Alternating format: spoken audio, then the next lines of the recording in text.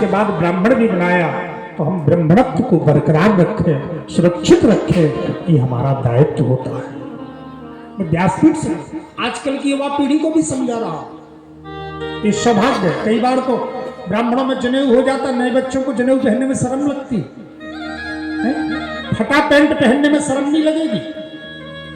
आजकल वो डैमेज आते हैं ना, वो फटा पैंट पहनने में शर्म नहीं लगेगी। आजकल ना जाने कैसे कैसे बाल फैंसी कटते हैं, यहाँ से पूरे चपड़चट, यहाँ पर रखा है थोड़ा थोड़ा सा, वो रखवाने में शर्म नहीं लगेगी, कटिंग कटवाने में, बाकी चोटी रखने में, जनेऊ पहनने में उनको शर्म लगे। ना ना ना, हम ये तो नहीं ना परंपरा करें। अभी कोई हीरो कोई कटिंग कर दे तो वो तो तुरंत निकल आएंगे गांव में, चाहे सब लोग देख के कहें ये क्या है, बोले ये चलन है। भैया हो, हमको सदैव ही अपने संस्कारों में पलना चाहिए। भले हम संसार संपूर्ण पूरे विश्व से धन कमाएं, कर्म करें, कहीं भी हम धनोपार्जन करें, लेकिन संस्कार अपने भारतीय रखने चाहिए।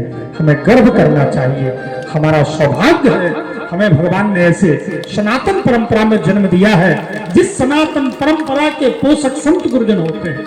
उन्होंने कितनी सुंदर सुंदर चीजें दी, कितना सुंदर सुंदर हमको आचरण दिए, हम क्यों गलत आचरण करें? ठाकुर जी ने किया, हमारे ऋषियों ने सब कुछ बहुत अच्छा दिया, खान पान से लेके, व्यवहार से लेके, वाणी से लेके, परंपरा सब कुछ दिया है। इसलिए हमको चाहिए जनेऊ पहनना चाहिए, जनेऊ के साथ हमें अपने ब्रह्मणत्व की रक्षा करनी चाहिए, बरकरार रखना चाहिए। और मैं निश्चय रूप से कहता हूं, आप अपने स्वरूप की रक्षा रखो, जिस स्वरूप में हो आप।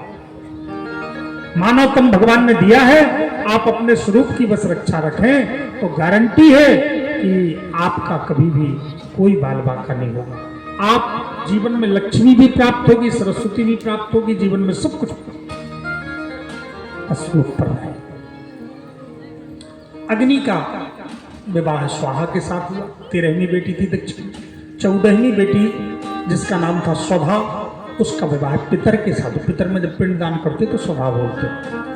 15वीं बेटी जिसका नाम था, नहीं 15वीं बेटी स्वधा, 14वीं बेटी स्वाहा, और जो 16वीं बेटी थी जिसका नाम था सती, उसका विवाह शंकर जी के साथ हुआ।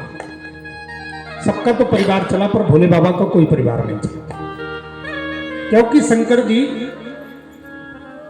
दक्ष के अपमान से अपमानित हो गए। हे परीक्षित, सती अपने अपमान से को सहन नहीं कर पाई और शरीर को त्याग दिया। परीक्षित जी ने कहा, गुरुदेव, भगवान भोलेनाथ तो चराचर के गुरु निर्वैर है, शांति विग्रह है, ये भगवान भोलेनाथ का चरित्र है, तो थोड़ा मैं ठाठ से सुना। इसके बाद आगे प्रसंग में विस्तार करेंगे। क्या करें, हम तो जहां जिस प्रसंग में पहुंचते वहीं लटक जाते हैं और घड़ी भाग जाते हैं, लेकिन फिर भी प्रसंग को हम समेटते हुए सब कुछ जन्म में ले चलेंगे। और आज तो जन्म का आनंद लेना है।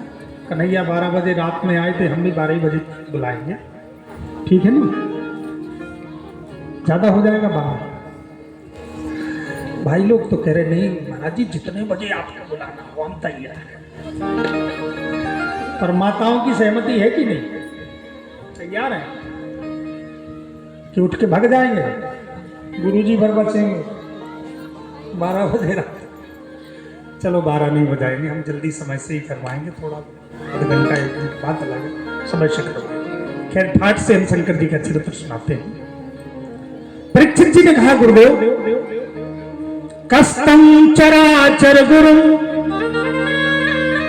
निर्वैरम शांत विग्रहम आत्मा रामम कथम दृष्टि देवतम जगतो महत। भगवान भोलेनाथ तो चर और अचर के गुरु है, चराचर गुरु, निर्वैर है, किसी से उनके मैर है ही नहीं, क्योंकि वो गांव में रहते ही नहीं, तो दुश्मनी किससे होगी? मरघटा पर रहना है, अब वहां कौन जाएगा? शंकर जी इसलिए तो मरघट पे रहते हैं कि गांव में रहो, मोहल्ला में रहो तो झंझट है, कितना भी बड़े सब कुछ अच्छा रहे लेकिन पड़ोसी में कहीं ना कहीं झंझट हो ही जाती है। पड़ोसी अच्छे मिल जाए बहुत बड़ी बात है। पड़ोसी से पट गई तो मानो दुनिया में सबसे पट गई। तो पड़ोसी मिल ही जाते हैं। तो शंकर जी ने सोचा कौन पड़ोस के चक्कर में पड़े, सीधे मरघट पे रहो तो कोई यहाँ पड़ोसी रहेगा ही। बोलो राधे राधे। शंकर जी मरघट पर रहते। निर्वैरम शांत विग्रहम, शांति विग्रह, आत्मा रामम, आत्मा राम, अपने मस्ती में मस्त रहते, आत्मा में रमण करते। उनको किसी से कोई मतलब नहीं रहता शंकर जी को, कौन क्या कर रहा है। शंकर जी तो आत्मा राम, आत्मा में रमण करते। तो फिर उनका